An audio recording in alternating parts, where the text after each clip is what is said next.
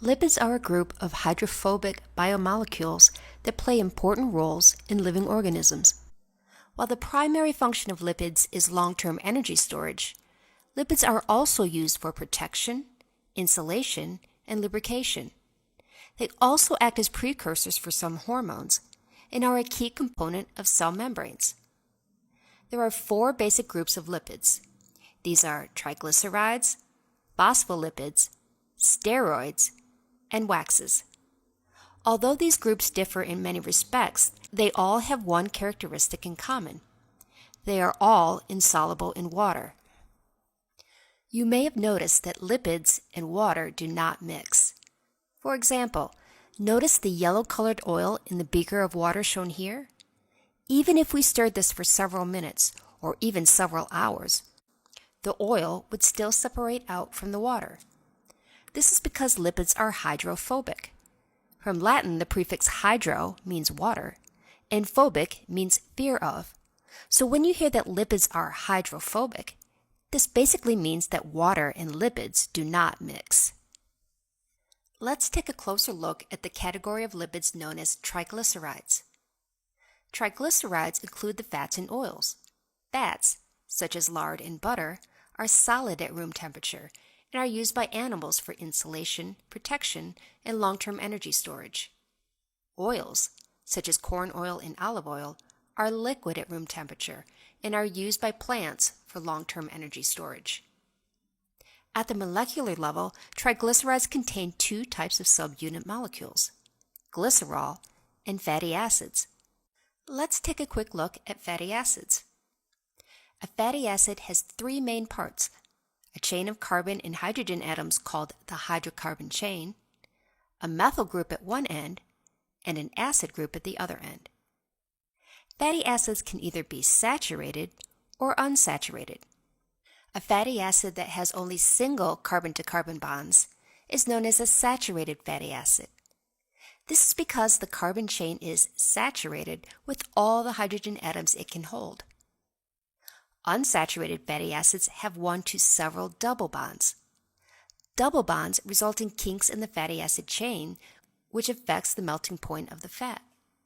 Animal fats have saturated fatty acids and are solid at room temperature, while vegetable oils have one or more double bonds and are liquid at room temperature. A trans fat is an example of an unsaturated fatty acid where the hydrogen atoms are on opposite sides of the double bond. Trans fats are usually formed during the production of processed foods and are also common in partially hydrogenated oils. In order to increase shelf life and melting point of the fat, excess hydrogen atoms are introduced to an unsaturated oil. This causes the formation of trans fat bonds in the fatty acid chain. Unfortunately, the consumption of trans fats has been associated with cardiovascular disease, and its use has fallen from favor. Now that you understand a little bit about fatty acids, let's zoom back out and look at how the triglyceride subunits fit together. Remember, a fatty acid is only a small part of a triglyceride. To become a triglyceride, three separate fatty acids have to bond with a glycerol molecule through the process of dehydration synthesis. Let's move on to the next category of lipids, which is phospholipids. Phospholipids are similar to triglycerides in that they contain glycerol and two fatty acids. What's different is that a phosphate group rather than a third fatty acid is attached to the third carbon of glycerol. Phospholipids are extremely important, mainly because of their unique properties in regard to water. The phosphate head of the molecule is hydrophilic, or water-loving. This means that it mixes well with water. The fatty acid tails, however, are hydrophobic, or water-hating, and do not mix well with water. Because of these unique properties, phospholipids tend to arrange themselves so that only the hydrophilic heads interact with the watery environment, and the hydrophobic tails crowd inward away from the water. This structure is the major component of plasma membranes of the cell. Steroids are the next category of lipids.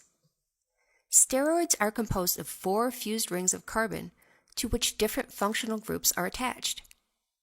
One well-known steroid molecule is cholesterol.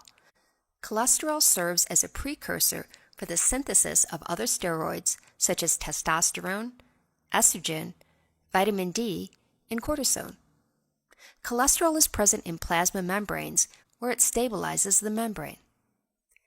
The hormones testosterone and estrogen have small differences in their functional groups, but large differences in their effects on an organism.